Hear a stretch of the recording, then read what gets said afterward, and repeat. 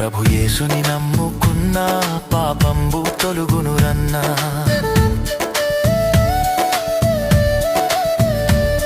ప్రభు యేసుని నమ్ముకున్నా పాపంబు తొలుగునురన్నా పరిశుద్ధ జీవితమున్నా పరమానందం దొరుకునురన్నా పరిశుద్ధ జీవితమున్నా పరమానందం దొరుకునురన్నా ఈ లోకం మనది కాదు మనతోటి ఏమీ రాదు